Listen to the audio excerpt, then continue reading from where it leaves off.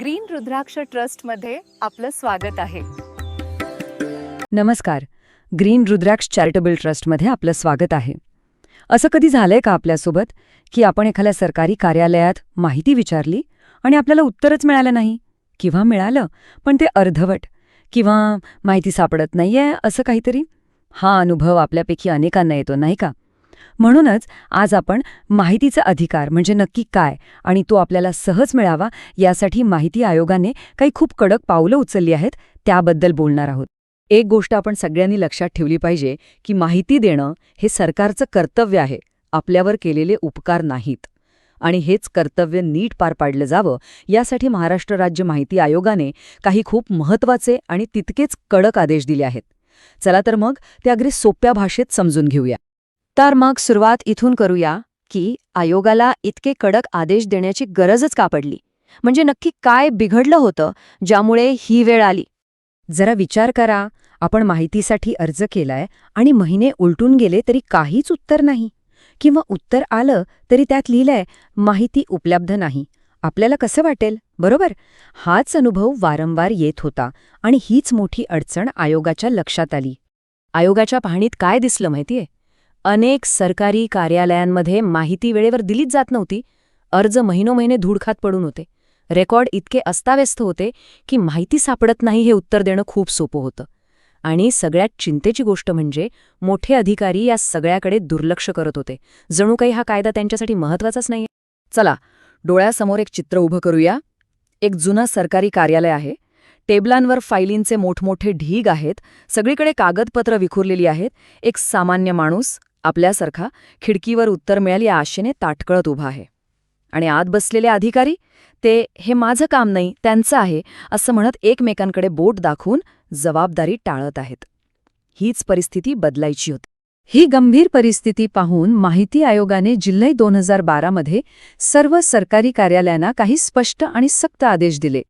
आयोगाने अगदी स्वच्छ शब्दांत सांगितलं, पहिलं म्हणजे सगळे रेकॉर्ड्स संगणकीकृत करा, म्हणजे फाईल सापडत नाही हे कारणच उरणार नाही. दुसरं, माहिती लोकांना सहज मिळेल अशी सोय करा. तिसरं, वरिष्ठ अधिकाऱ्यांनी दर महिन्याला आढावा घ्यावा की किती अर्ज आले आणि किती निकाली काढले. चौथं, जर कोणी अधिकारी माहिती द्यायला टाळाटाळ करेल तर त्याला जो दंड लागतो तो थेट त्याच्या पगारातून कापा. आणि पाचवं, आयोगाच्या सुनावणीला गांभीर्याने हजर रहा. हे आदेश खूपच स्पष्ट होते. पण या आदेशांचं लगेच पालन झालं असेल असं वाटतं का? नाही. दुर्दैवानं तसंच झालं नाही. आणि इथूनच खरी गोष्ट पुढे सरकते. इतके स्पष्ट आदेश देऊन सुद्धा अनेक विभागांनी त्याकडे सरळ दुर्लक्ष केलं. सगळं जसंच्या तसं सुरू राहिलं. लोकांचे अर्ज रखडत राहिले आणि माहिती मिळणं अवघडच होऊन बसलं. मग काय, आयोगाला पुन्हा एकदा आठवण करून द्यावी लागली.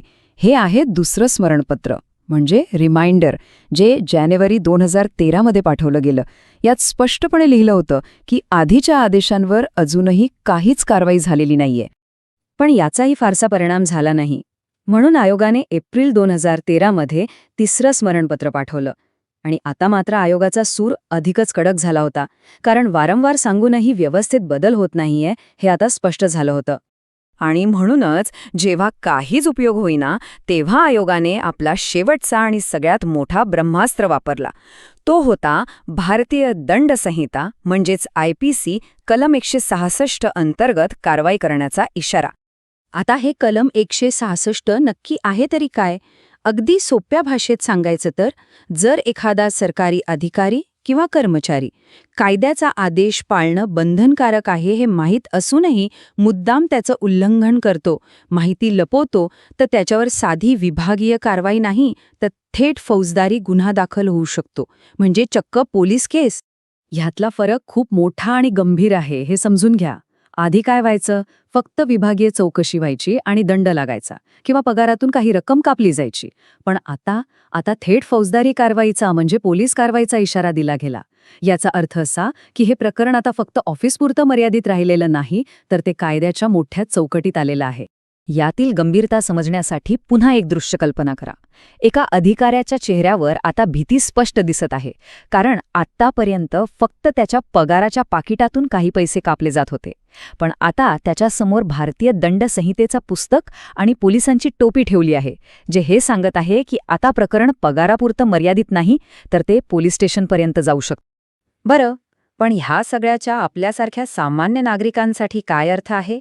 आपण यातून काय शिकवण घ्यायला हवी?